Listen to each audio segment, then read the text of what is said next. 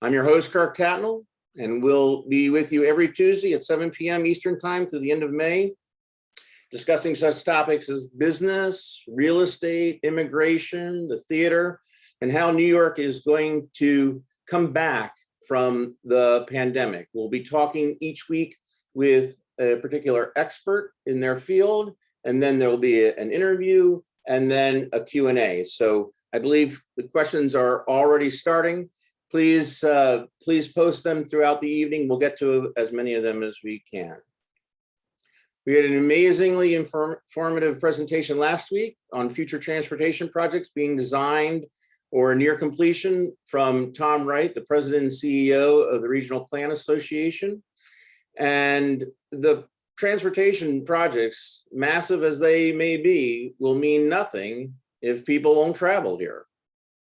Tonight, we look to our visitors, the ones who come for work or play, drawn by obligation or pure entertainment, and have historically been pulled in by the endless fascination and excitement and seemingly unlimited options that are New York. It is a famous place. No other city can boast more recognizable names: Fifth Avenue, Broadway, Times Square, Central Park, Yankee Stadium, the Statue of Liberty. The physical presence of these locales and many others represent more than the space they occupy. They represent whole industries, symbols of freedom and the essence of the American experience. And people have always wanted to see them. In 2019, there were 66.6 million international and domestic visitors to New York, making it the #1 destination by far in the US that year. These tourists brought in $72 billion in economic activity, provided 403,000 jobs, and generated $7 billion in local tax revenue. 2020 was projected to attract even more people, marking 11 straight years of an annual increase in visitors. COVID-19 changed everything about that. Restaurants, hotels, theaters, museums, all are operating at half capacity or not at all. The city is now known for the sheer number of deaths caused by the pandemic, and even those fully vaccinated are afraid to visit. Unlike other industries, tourism has no comparable contingency plans like finance or advertising, which can maintain much of their business virtually. You're either visiting here or you're not. It also employs many of the immigrants and blue-collar workers who are the lifeblood of the city and who will continue to struggle without hospitality jobs. We've built it, but will they come back? Tonight, we have brought you the very best people to answer this question. First, my amazing wife and best friend, Renee Tatnell, who will be moderating your questions and was easy to recruit since we live in the same apartment and I could locate her easily. Please send her any questions you have throughout the evening through the Q&A chat function. She will get to as many of your questions as possible. And our special guest for the evening is editor-in-chief of Travel and Leisure magazine and appears frequently as a guest on NBC's Today and other television shows to discuss trends within the travel industry. She has been a global voyager her entire life, born in Japan and raised in Saudi Arabia, Qatar, and Bucks County, Pennsylvania. That's quite a range. She is a graduate of Princeton University and continues to travel the world extensively. She lives in New York City with her husband and son, and just so happens to be my neighbor. I met her in my lobby for the first time last year when the city appeared to be at its darkest. She was behind her mask, but talking about her absolute certainty that the city was going to come back because it was New York City and it didn't have a choice. It was just what it was going to do. From that moment, we discussed what it was that we could do to promote this town, and tonight, this is the result. Ladies and gentlemen, Jacqueline Gifford. Oh, Kirk, this is such a lovely introduction, and I'm thrilled to be here today on this amazing spring day, I might add. The weather is incredible. People are out and about, and it's amazing to see what a difference the weather can make in people's mood and psyche and how it transforms them and energizes them. And you can see it in a way that you never really appreciated before. I certainly never did. And it's great to see the city feel so alive, particularly the spring. So I was biking. I never really biked in New York until this year or last, let's say 12 months, because that was the only way I was getting around for most of our, and I biked around Central Park today, and to see dozens of dogs and people out and about, I have to say, I do a little snapshot every once in a while and go, the city doesn't feel like it's in a pandemic. The city feels in many ways like it's back. You know, in the areas that you can go to that are familiar, where people are still congregating, you can get lost in the fact that we're still suffering so much, and we still have a lot of people that need to come back here. I wanted to say congratulations. It's Travel and Leisure's 50th anniversary this year, isn't it? thank you for that. It is, believe it or not, we are turning 50 this year. So Travel and Leisure actually started as Travel and Camera back actually long before it became Travel and Leisure. It was originally founded by American Express as a magazine. You know, there was no internet back in those days, certainly not in terms of a content perspective to actually, you know, talk about travel. It wasn't really about marketing their card, but at the same time, it was about marketing the card. And you know, we've actually been going back into the archives to look in our office building. I've been going in to see these old bound issues, and it's fascinating to see how the world of travel has changed completely. And when you look at those issues from the 70s, you know, we were covering destinations that had never really welcomed tourists before in any great way. And also covering, you know, sadness and tragedy, and some of one of our earlier issues covered Haiti, for example, and sort of what the hope was that tourism was going to build. And then you see also that sometimes doesn't happen, and destinations ebb and flow and they evolve. And so overall, actually, this sort of timing of this, I don't want to say it's perfect, because I would never wish that the pandemic, I mean, God, if I could go back in time and erase it, I would. But to have our anniversary be this year and in this momentous time for travel, I think is the perfect time, because we're trying to look ahead, and it's looking back has given me the perspective that destinations change. That's just what happens, and they do have hard times, and then they come back. And so I am, you know, as we discussed in the lobby, I am optimistic about New York. If you actually look back to where we were last year at this time and where we are now, outdoor dining, museums opening, you know, reduced capacity, yes, but they're open.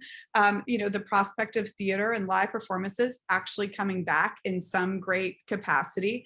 The reality is, you know, Broadway, some people were saying Broadway was never going to open until 2022, 23. And it looks like the fall could be the restart with a vaccination site there for, you know, performers. That's pretty incredible. So I think big picture, there's a lot of work that we have to do. And you pointed out some pretty remarkable stats. And I want to go back to that, because nearly 67 million people came to New York in 2019, many of them international visitors. That market is you know, pretty much wiped out right now. But overall, they spent around $74 billion. That pumped $74 billion into this economy, over 400,000 jobs, you know, a lot of jobs for people that don't necessarily have a college degree. These are, you know, a lot of women are employed in the hospitality industry, a lot, you know, people of color. It's an economic opportunity for people that, you know, again, tourism, when you actually look at the numbers, the sheer numbers, 1 in 10 jobs around the world are powered by travel and tourism. And then you look at a city like New York and what those numbers really mean, and they add up to something quite great. So I'm hopeful we can come back. We've got a lot of work to do, but there's just too much at stake. We can't let it fail. And there's enough, I think, creativity and hope and spirit and passion for hospitality here that I do think we're going to enter a new era.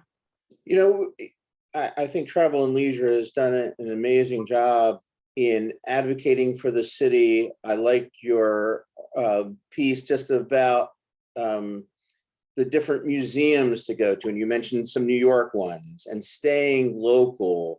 And yet you've also been very good as a news source, letting people know about you know, the testing that has to be done when people are coming here. So what is your role in reaching, or I guess the question is, you had mentioned the Amex origins of the magazine, and I would assume that meant that it was originally sent to Amex cardholders and then maybe broadened out from that. Who is the travel and leisure reader? What is their relationship to New York? And what is your way of shepherding people back to the city? Sure, that's a great question. So the travel and leisure reader, actually, we've always been a newsstand title. So anybody could find Okay. us. Yeah, Now, good. you can find us if a lot of people were buying travel and leisure at airports. Well, if you're not flying, understandably, you can actually get us on Apple News Plus. There's a whole subscription service, complete replica of the magazine. And then digitally, we hit an all-time high in terms of audience engagement in November. We had 13 million viewers, readers come in. This is around a time when actually the virus was surging, but people were still just desperate for an escape. They wanted to read about travel content. And frankly, if they were traveling, they wanted to know how to do it safely. So the average travel and leisure reader, it's well, I should say it's half men, half women. So I think, a lot of media outlets skew one or the other, but it's 50-50. Also, it's somebody who's an affluent traveler, but also depending upon the medium that we're talking to our readers in, on Instagram, it's such, we have over 5 million followers. So it could be somebody who's, a younger traveler who's more of an aspirational traveler. And then with the magazine, it's somebody who at one time, before this, the reader was taking 7 leisure trips a year. That's a tremendous amount of leisure trips a year, plus 4 to 5 business trips a year. And I'll get to business travel later, because I think business travel is a key part of New York coming back. And there's a lot of discussion about return to work, what that's going to look like. I do think that business travel will come back in some form. It won't be exactly what it was before, but meetings, incentives. So the sort of average travel and leisure consumer is passionate about travel. They love discovering new destinations, but they also love returning to places that are their favorites, right? And I also think that is going to be a key driver in getting New York back. We live here, so we're almost too close to it. But for example, I honeymooned in Paris. The minute I can go to Paris, I'm on that plane. We have to acknowledge that although the city has been through sadness, there are other cities and other destinations that are grappling with this in a very similar way. And others' perception of us hasn't changed. Like I don't think any less of Paris, Milan, some of the cities that have really, really struggled. London, certainly. India, that was one of my last big trips with my family. And right now the virus is really taking hold in India. But the minute I can go and feel that it's safe to do so, I'll be there. So we shouldn't ever think that people are looking at New York so negatively. There's some challenges, but it's also, I think realistically, there's a passion for this city, and the passion is for the culture and the arts. You can never replicate that. So I read in your piece how and this was from a couple of months ago, but that your international travel, like you were saying, was going to be on hold for you personally. And yet that was going to spur on a movement for regional travel. I would love to hear your thoughts, and maybe be so bold as to give some of a timeline as to regional. And let's say that's the tri-state area, or a little bit larger is regional. When you see people coming back, if they're not already, when that branches out to the country or Canada and beyond, and when that branches out internationally again. So I think that's really what the regional travel, local travel, road trips, all of that has been the starting point for somebody taking their first steps out there, right? So, and that's actually what I did myself. I left and drove to the Hamptons, stayed out in Amagansett in July. And the very first time staying at a hotel since this all started. Was I scared? Sure, but I'm in the position that I'm in. I felt like I needed to see what it was like. And overall, it was an amazing experience. I think you were actually starting to see regionally, people are coming back to New York. I've been here doing activities like, I've done a sail with Classic Harbor Line. I've been to the Met, 5 times this year, which is, that's more than I've been in the past, probably 10 years. Been to the Whitney. I'm set to go to the Botanical Gardens on Saturday, just to see what's happening. And you actually when you do talk to some people, you do see a lot of people coming from New Jersey, from Connecticut, from other places in New York, because they do want a break, right? So I know there's this big focus on rural and country and getting the fresh air, all valid, all true, but people can't live like that forever. Some people want to come back. Nothing like the food in New York City. So they'll come in and have a meal and see friends and then maybe go out. So that's the first part of the puzzle. Then the next part of the puzzle, which really was a game changer when Governor Cuomo, as of April 1st, said, the sort of quarantine, the state restrictions went away. And obviously now everyone's saying the CDC advice, 2 weeks past when you're fully vaccinated, it's safe to travel again. There's a hedging a little bit with that one. They don't want people getting on planes unmasked, but I don't think that's actually really going to happen for quite some. You're going to see a boom, but it's not the airlines don't have the capacity even right now to go back to 2019 if they could. Mm-hmm. The ramp up is going to take a little time because they have to hire back workers. I actually just booked through, took 2 hours on the phone. I had to use the phone because my credit card, for whatever reason, long story short, they couldn't take it on the app. They don't have the people there yet to really go through. So you're going to see these travel companies start to hire workers back. I know we'll talk about that in a little bit, and it's going to be a little bit of a slow buildup. Now that the quarantine requirements are gone, you're going to see people come from other states. I also think that once some of the big cultural institutions are running at full steam, that is naturally going to, again, people are going to come in, and the length of stay.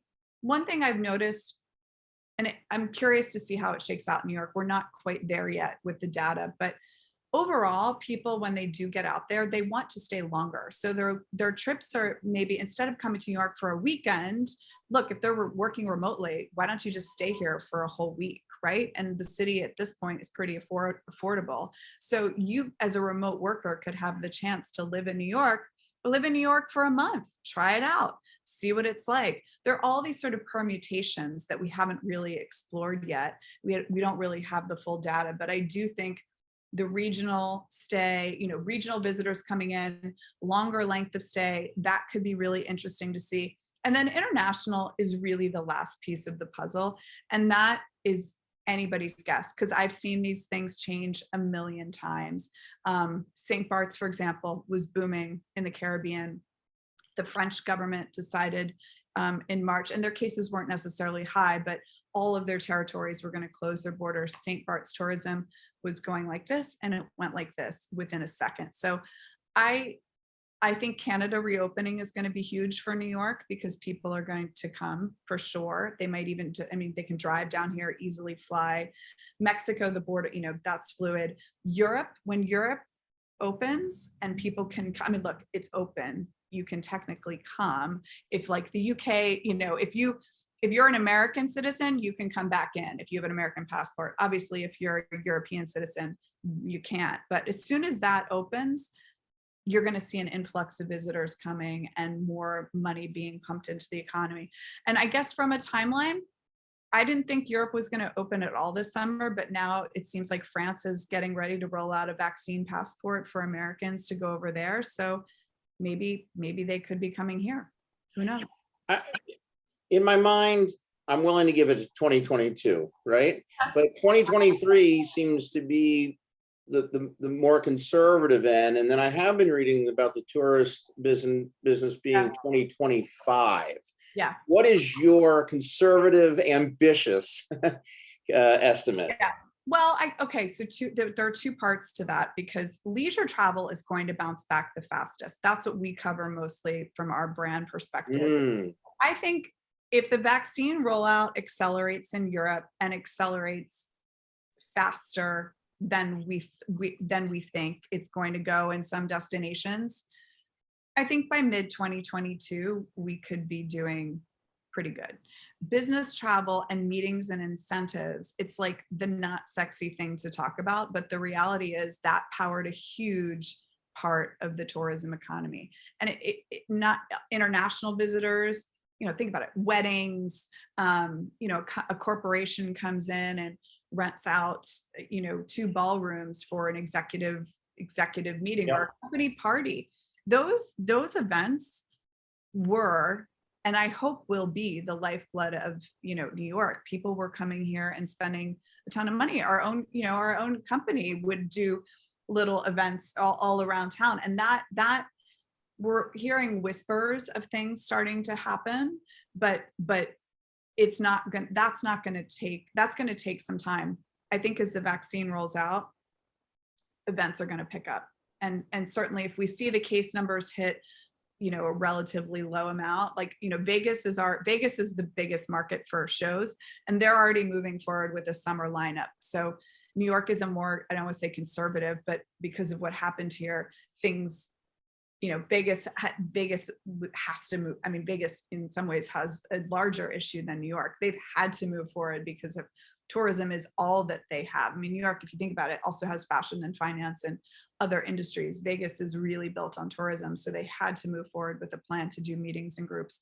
But I think if we can get to a good place, I'm hopeful that meetings and incentives comes back, and maybe we would see a full recovery by 2023, 2024. This became a real industry in and of itself, where the 3-day come in for a business meeting on Friday and stay for the weekend, and being able to incorporate a lot of entertainment, going to the theater after your conference or whatever like that. Do you think it's incumbent upon the tourism industry to drive business, perhaps? Maybe to come up with creative ways of getting business people back in the city for fun and connection and whatever that spurs business? Is that something that the tourism, as opposed to what it's been, where it's business first and then the tourism business has looked to append themselves to that? Right. I think that will happen. I think it's still a little too soon in a way. I think, but yes, I think I've seen too, and we can talk about hotels and sort of the because I cover hotels quite a bit. For example, I'll give you the Mark. So the Mark, Upper East Side, they won our World's Best Award as the best hotel in New York City and the best city hotel in the United States. They absolutely deserve it. I did, we launched the awards in the middle of July last year, so things were really still quiet. They had been open for 2 days. I went up to have dinner there with my husband. We were one of, I'd say, 4 people in the outdoor courtyard.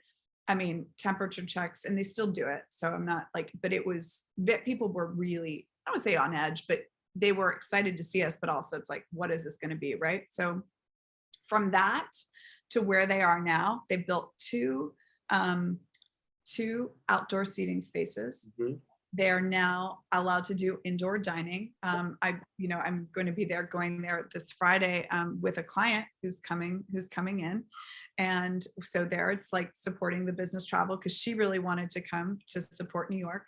And it was almost impossible to get a room. What they've done is they've made up for losses in the event space by going crazy on F&B. People want to do outdoor dining. So they've come up with cool things like having a hot dog stand, a hot dog cart, a flower stand outside, all these fun things that people end up spending money on.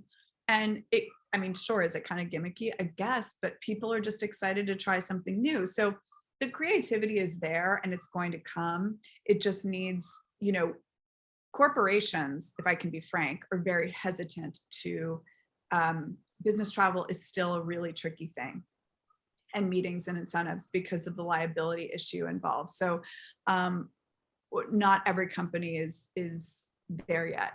So once that starts to loosen up and people start to move around a bit, I think we're going to see some movement. But most of the people I talk to, en masse, corporations are there's still a lot of things they've got to iron out with regards to employees getting on planes. And and travel. Well, okay, so you had mentioned that there, you couldn't even meet the demand of 2019 because there's no real infrastructure. There's not enough planes. There's not enough people who could, or maybe there's not enough pilots that are hired back and things like that. Are businesses going to be conservative in their approach and allow demand to rise higher than the ability to supply it? I mean, look, you mentioned hotels. So many of our hotels now are being used as SROs they've closed. There's issues along those lines. Do you see this like pent up demand that New York City, with the layoffs in the industry, is going to lag behind? I don't think so. I don't think it'll lag behind any other place, because the other part of the puzzle is, so I guess a lot like it used to be, actually a lot of resort destinations, like for example Jackson Hole or Aspen, they always had this issue of getting talent and getting new talent because they were seasonal destinations, right? So people would cycle in and cycle out. It's almost like you're rehiring new people every 6 months, right? The ski season would come, summer season. And, I have a sister-in-law who actually worked in Jackson for a couple summers, and, she was just out of college and it was a great job. And she worked at a hotel there at the Four Seasons and was a waitress. And so there's this constant pool of people changing and leaving. And so in some senses, that's what hospitality has always dealt with. And in particularly, I think in some markets, like if you look actually in the Hamptons or out East, that was always a challenge, is like getting people there for the summer, the hiring, the cycles. But what's happening now is a couple things. Hotels had been, and this is aside from perhaps maybe Florida and Texas, hotels had been sort of rocked to their core. They'd had to, let go, sadly, of a lot of people. And so it's almost like you're asking, and the demand is going to come, but you're asking from them to go like 0 to 60. And turning that faucet on is a challenge, because also people are collecting unemployment. There's a whole struggle that's happening. What I do think, I guess to answer your question, I don't think that New York, the challenges that are here they're being felt all across the country, whether it's Los Angeles, whether it's, any market.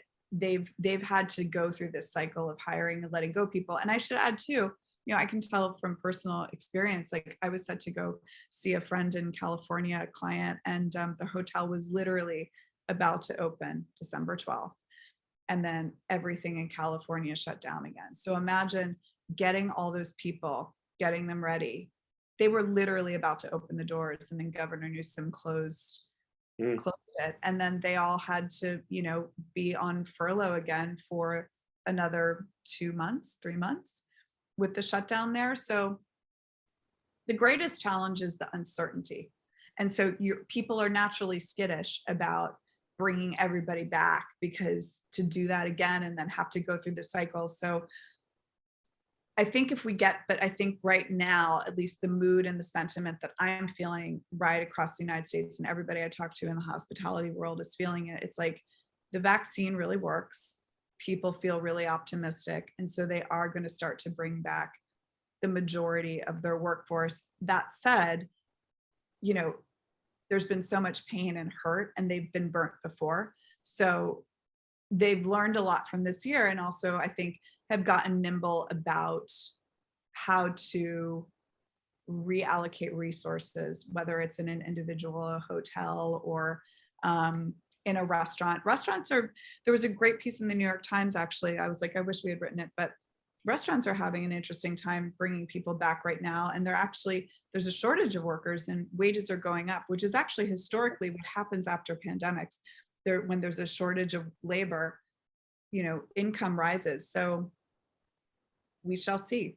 The thing, what you said that I find most interesting is that the travel industry has seasons, in essence, and that it must have to quickly hire and let people go in the summer or for certain events, or I'm sure there's a pop for the US Open or for the marathon or whatever. There's these jumps where they have to hire people who are actors or freelance. And obviously we live in a gig economy, so a lot of people are living that way anyway, that it may not be such a terrible situation because of the flexibility that's built into the structure of the tourism industry. Yeah, and New York, frankly, had a very has seasons. You know, I always knew with, you know, if anybody I knew wanted to come in from out of town, January was the easiest month to get a hotel here.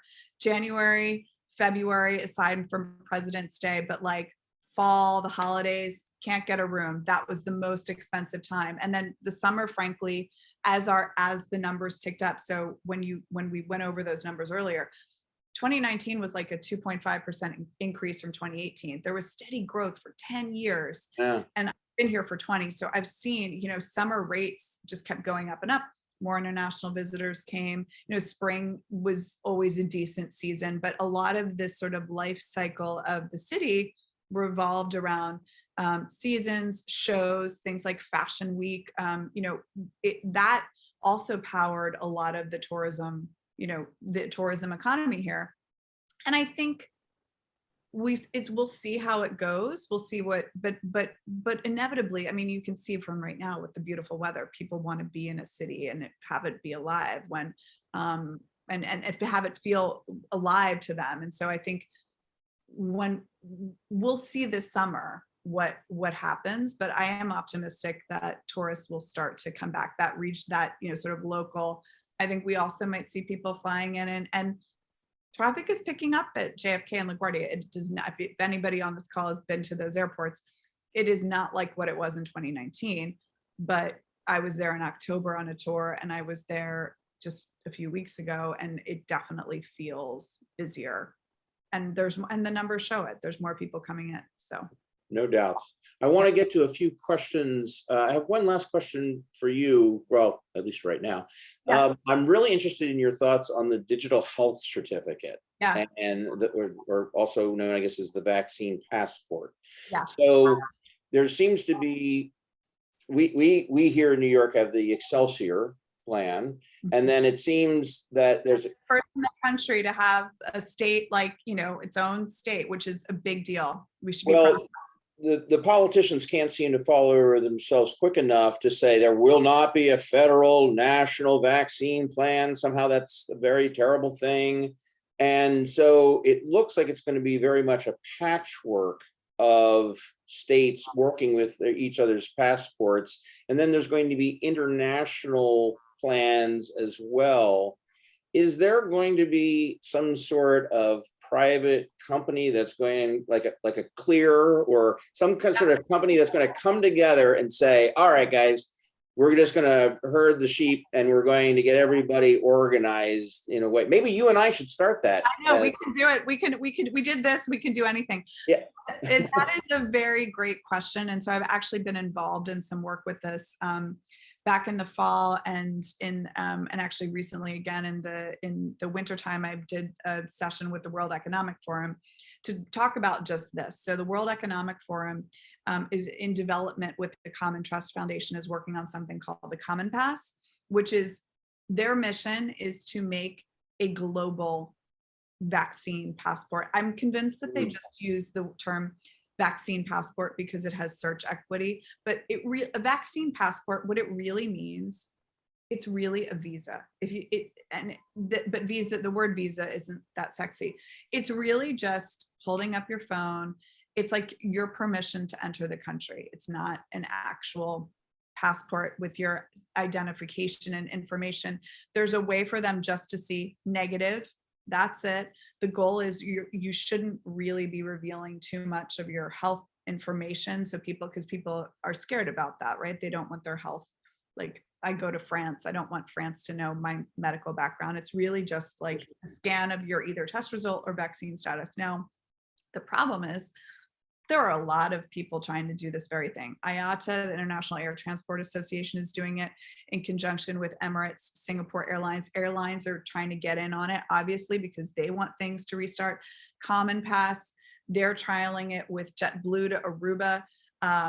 Clear, which I love and I'm a member of. If anybody, I'm sure everybody knows what Clear is, but they're working on something. So in addition to your biometrics, you could upload your vaccine status.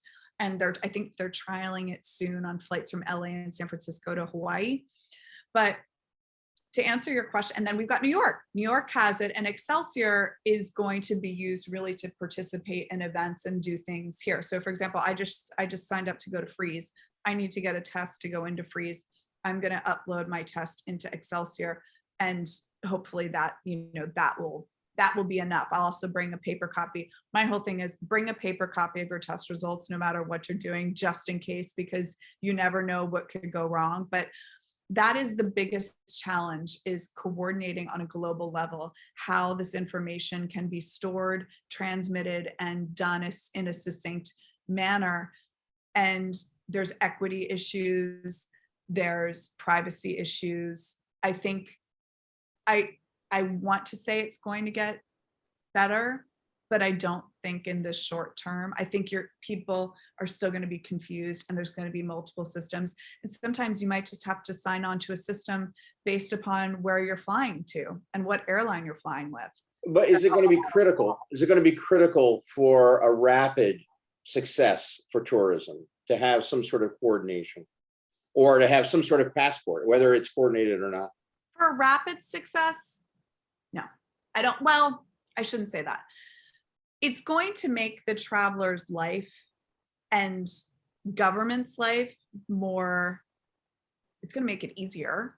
But I think we're still a long way off. Like those 2019 numbers, they're so big and so like, it's like I can't even fathom like going back to what 2019 was for quite some time.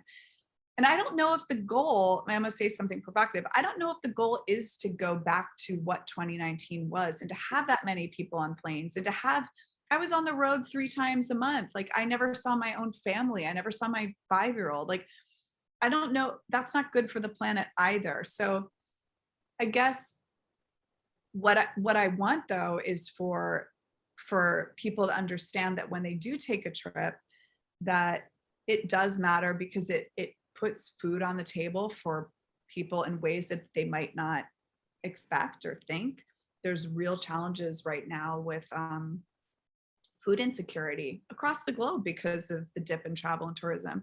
So when we get back to something like what 2019 was, I guess that what I would hope is like people would step on a plane and feel safe and not scared in the way that they did back then, maybe not fly as much, but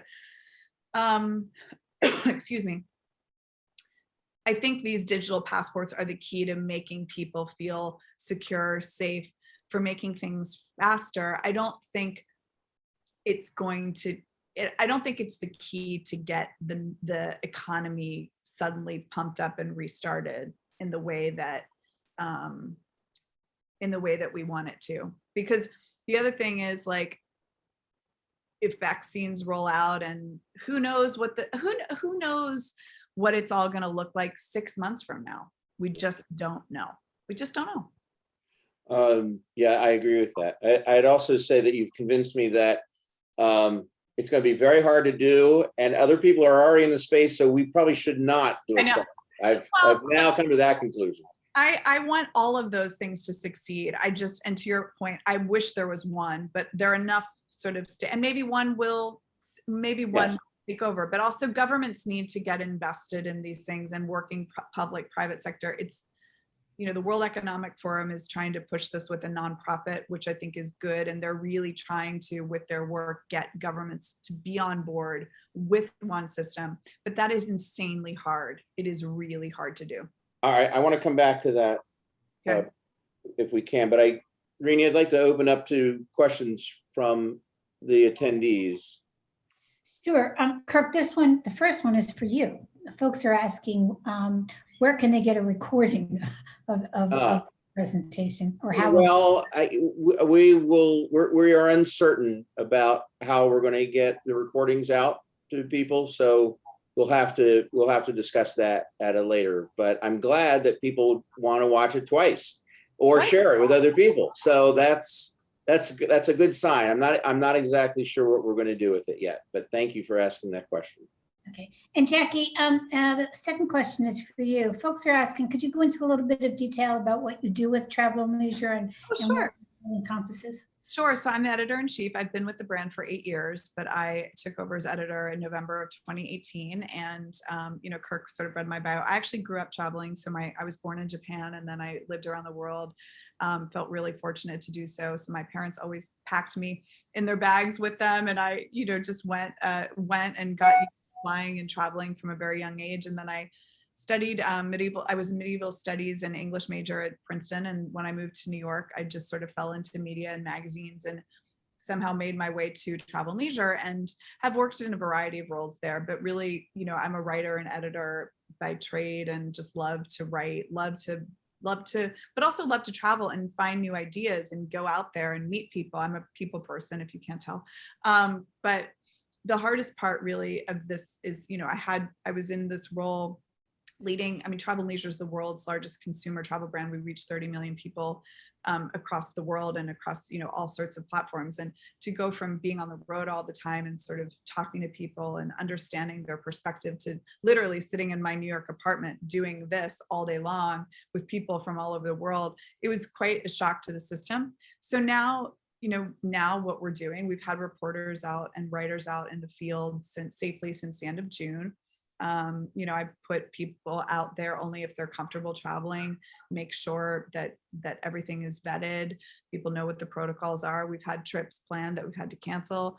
We've had some trips move forward, super last minute because the country opens.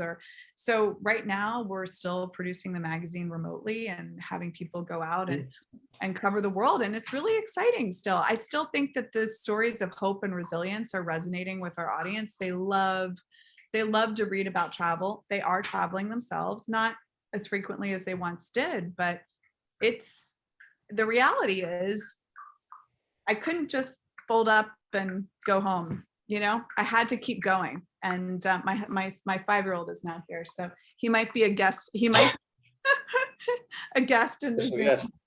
Hey there. You say hi, Bobby? This is I don't have your bio. Yeah. This is, can you go to Papa, please? Hey. This is also the challenge of working from home, which I'm sure if anybody's a working parent on this call, he just wants to play.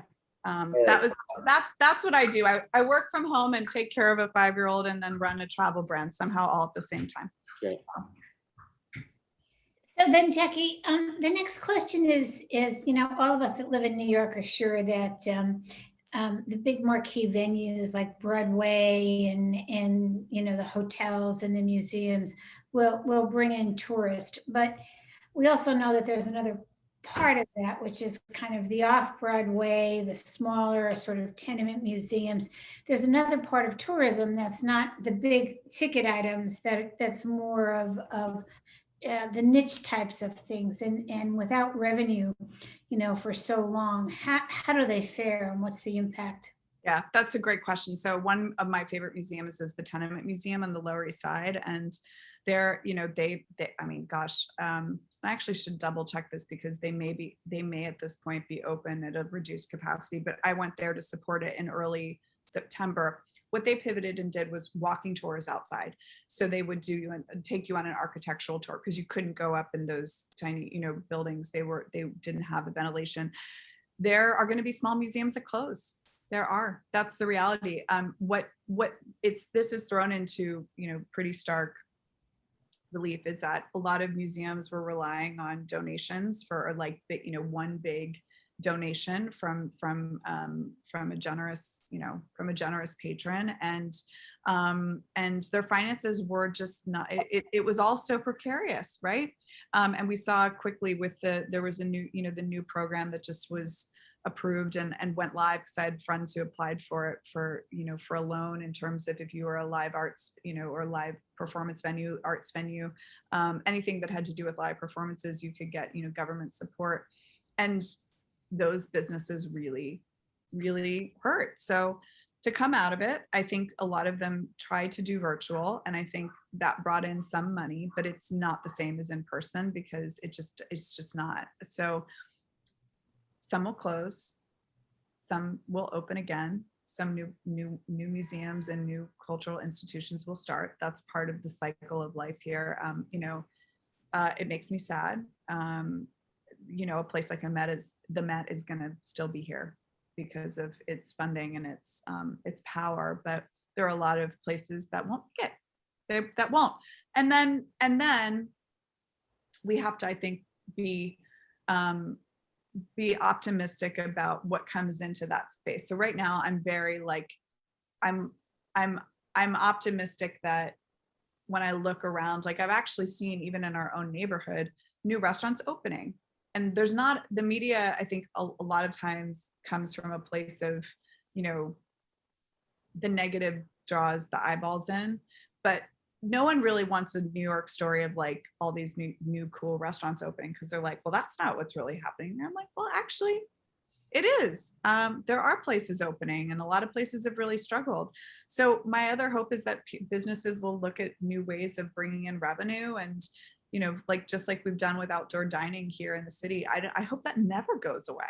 Yeah. Maybe we can have cultural venues, think of new ways of drawing in crowds and visitors, and certainly some people are going to be more comfortable going back than others. But one of my hopes is, people, that all of these places think of new things to try, because this is the time to be open to new things, for sure. So next question is, as we're talking about being optimistic of what comes into these spaces, there's a question about the newly enlarged Jacob Javits Convention Center. What post vaccinations, how does that space look? Well, I mean, the Javits Center was a big site for trade shows, and that's part of going back to my earlier. I mean, that is my earlier point, is that eventually the city needs to start bringing back big conventions and groups, and when people will feel comfortable doing that. And it's going to start smaller and go up from there, but let's just hope it does. And we have to be optimistic. I mean, if Vegas and other big cities are starting to welcome groups, and they're coming back, they are. A lot of people see, a convention or show, and that chance to meet somebody in person is a real perk. It's going to happen. So the Javits Center should still exist and move forward. And hopefully, it's a beautiful space. It's big. They can do it, I think. So I don't have any other questions. If anybody on the line wants to send in a few now, we're happy to take them, but I'll flip it back to you, Kirk.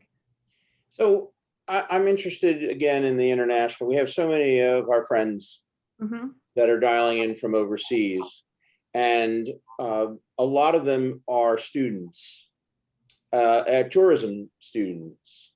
And I'd be interested in hearing your thoughts on how would foreign tourist boards now want to, or tourist agents, or how would they interact with New York? What are ways to get them going now? And if you were a senior in college and in the tourist industry, studying to be in tourism, what are your hopes and thoughts for that, particularly internationally, coming to New York? Sure. I think, gosh, I have so many thoughts. I still think that, well, number one, I want to be clear about the fact that I think hospitality is one of the most exciting, dynamic businesses to be in. Excuse me, I should have gotten water.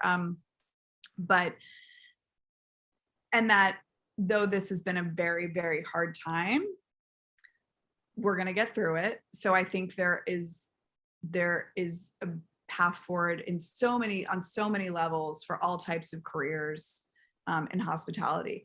When it comes to that sort of cross-cultural exchange and cross-cultural dialogue, I think my first piece of advice is, gosh, we would just be so excited for people to come here and actually see it and be here and be on the ground, because nothing, and this is the reporter in me, nothing really replicates seeing it. You have to see something with your own eyes. So whatever anybody's seeing about New York, reading about New York, you need to be here to feel No it, doubt. see it. And I've felt that way about other places during the pandemic, and seeing, just like when I had taken the few trips I've taken, I walk out sort of energized and refreshed, because I, as a reporter, and this goes to anybody who's studying hospitality, you need to see something with your own eyes, and you also need to be around other people to sort of pick up on the energy and the creativity. And I think New York will always attract a young, diverse workforce. It will always attract people who are strivers, who love energy, who love great food, who love the arts. So anybody who wants to sort of understand where hospitality is going, I think they should come here first, because we've been through so much. I think we've done an incredible job of outdoor dining, the museums, the timed entrances, all that. I hope that never goes away, by the way, like how quickly you go in. One of my optimistic things, rapid testing centers around the city for future things with events, like we've actually done a lot. So come here, understand it, see it, see what sparks you, and learn from this hard time, how people were forced to adapt and innovate. Sadness, so much sadness, but we did a hell of a lot this past year as a city. We really did. Yeah, I utterly agree with you. And I worry that people will settle, just as we're having to settle now for a virtual meeting, I know. right?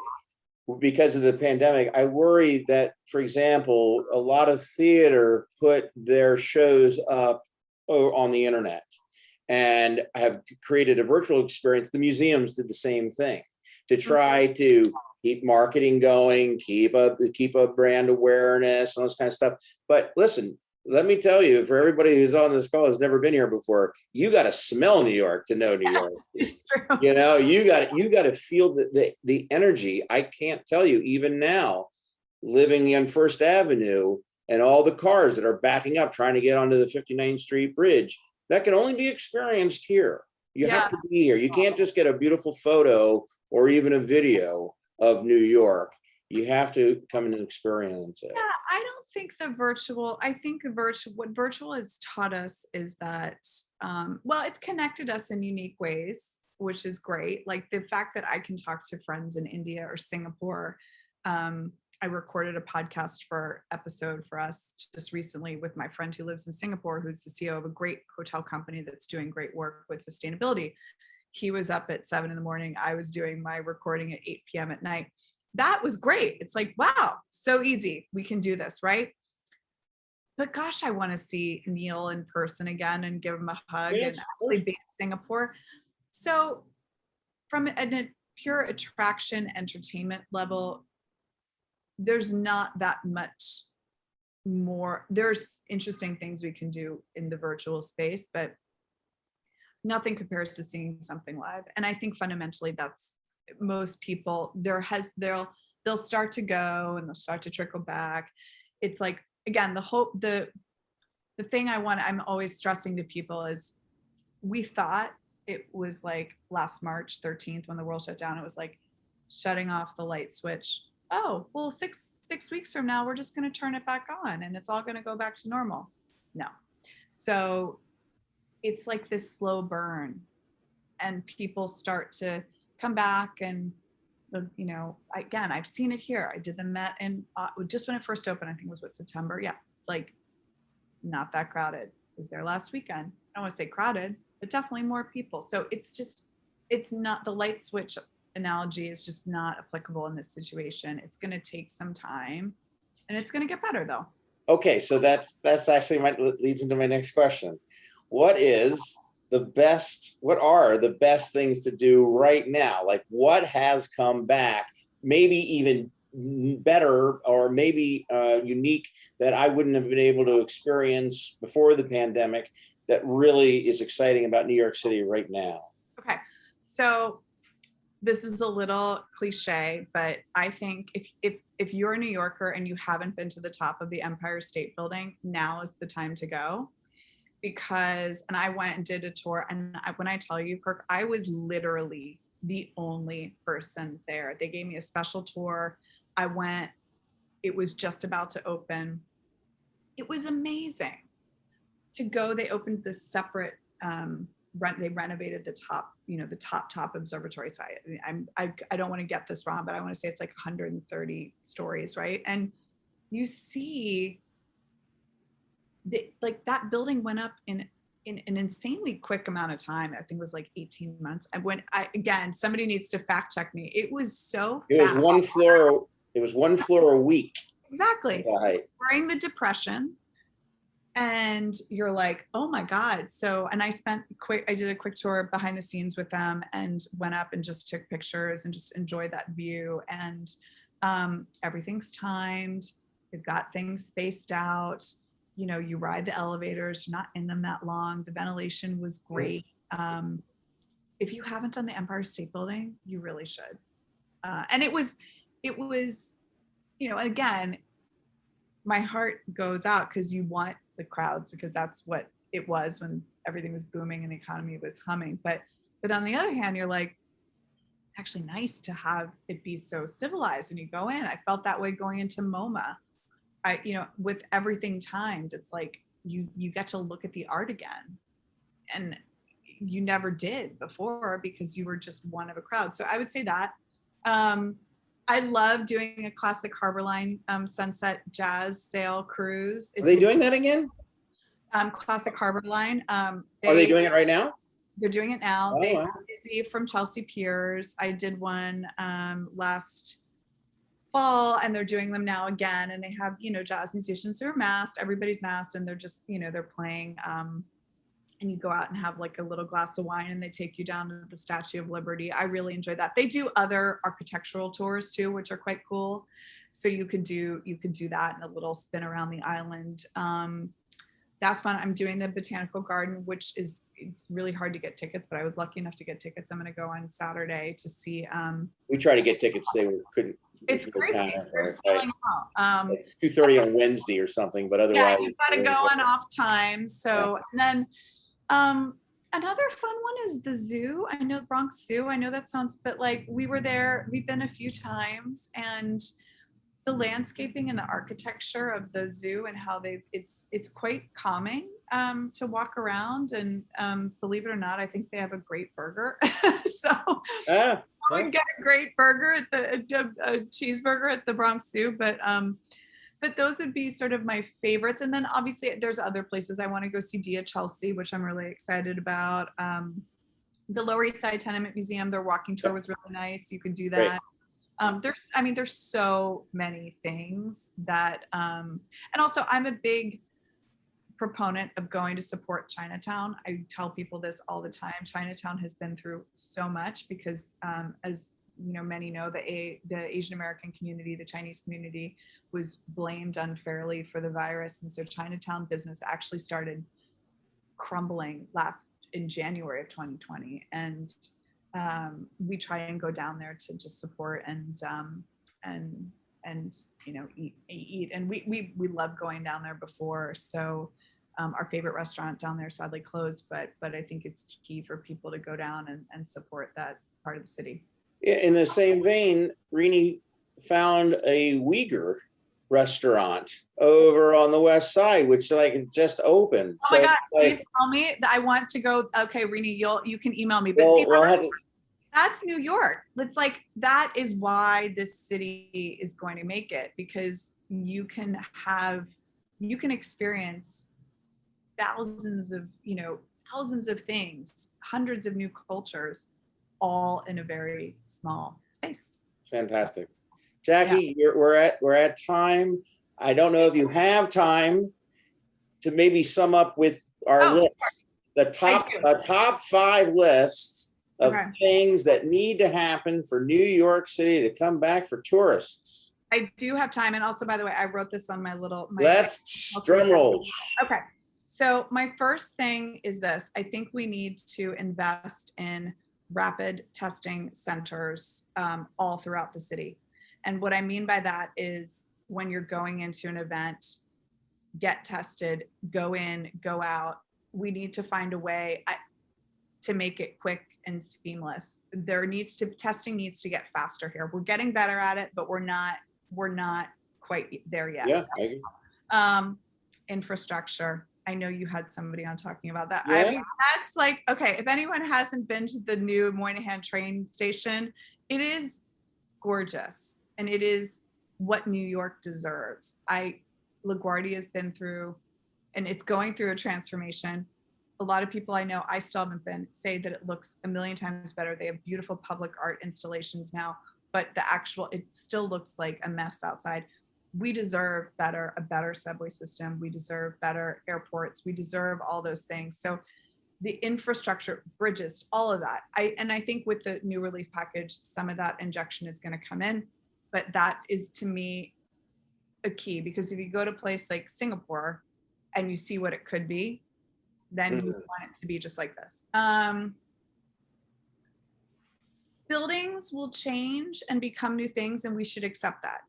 I think like the Hotel Pennsylvania is going to be torn down, built in 1919, just during the Spanish flu, the last century. That is going to be coming down, sadly. It doesn't really deserve landmark status, but I think we've got to we can't be so precious about things changing. And we can feel real sadness when things close, but we also have to be optimistic about the future. So it's like, it's either if you're a glass half empty person or a glass half full person, right? Like you have to decide which way you want to be, and you have to realize that like some hotels are going to close here, and I'm sad about that. There are 700 hotels in the city right now, 200 are closed, and they expect many of them to permanently close. That makes me really sad. But I also think, well, some of those buildings might come back, and also maybe they needed to close for other reasons. Their finances weren't good before this. So that's the number one. They're number 3. Shared resources and collaborations. I hope that, like, for example, I was really excited, like the Philharmonic took over the Shed for their first in-person performance, because, the Lincoln Center, they didn't have the infrastructure ready. I think that's cool. It's like having institutions collaborate in unexpected ways. That's very New York to me, and I think that's exciting. And that could be in all spheres of every industry. Green spaces, parks. I think we appreciate them now more than ever. We also need to do a better job of taking care of them, and be more aggressive about thinking where we can add new green spaces to the city. I'm really concerned about, and I have been for some time, about our national parks. Our national parks, people rushed to them after the pandemic started. Now we're seeing, they were already crowded and bursting at the seams. Places like Yellowstone, Yosemite. Now we're reading stories of like masks just on the grounds, like people not respecting what natural resources we have. So we have a moment. There are fewer people here right now. So let's think about how we can build more green spaces, but also really take care of the ones that we have. Yes. So that's it. That's fantastic. All for me. I love them, and they were very original, and they didn't necessarily summarize some of the things. They were new points in our conversation. That's fantastic, Jackie. You are the resiliency and moxie of this town. So I appreciate that. And I sense that even in the lobby, that when I have to say, I do believe this is the first time I'm talking with you where I can actually see your face. Oh, you can see my face. I don't think I've ever seen you without your mask, but one of these days, One of we these will days. I in know. real life. It is the mask confusion. You sort of see people and see, The like, do mask I know that person? Maybe I do. So yeah, I know. I know it the same way. I did actually Yeah. embarrassingly talk to somebody the other day when I was dropping off my son who was clearly not the person I was thinking it was. And I was like, oh, sorry. Fine. That too. So, All right. anyway, all right. Well, Take care. All Thank right. See you, you. Jackie. Have a great night. Take care. All Bye. righty. And everyone else, just wanted to let you know, again, thanks to Jackie and to Rini for fielding the questions tonight. Greatly appreciated for that. Thank you for everyone who joined this evening. It was a large group, and I know that many of you did come from overseas, and it must be very early in the morning for some of you, so thank you for staying up for that. Next week, to let you know, we will be talking with Catherine Wild, who's the president and CEO of the Partnership for New York City. We will be discussing the future of business in New York. And you can register for that easily by going to Eventbrite and giving a search for that, COVID-19 and the future of New York, and then type in business. Or you can go to the conference website, which is thefutureofnewyork.com. Thefutureofnewyork.com. Kirk, just one final note. Yes. There are several folks who have asked if they could get the recording. So I just want to let folks know again that you'll be figuring it out and communicating it out, because I think they want and would like to see it again.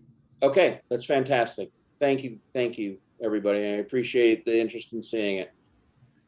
The city will survive, but it will never be the same.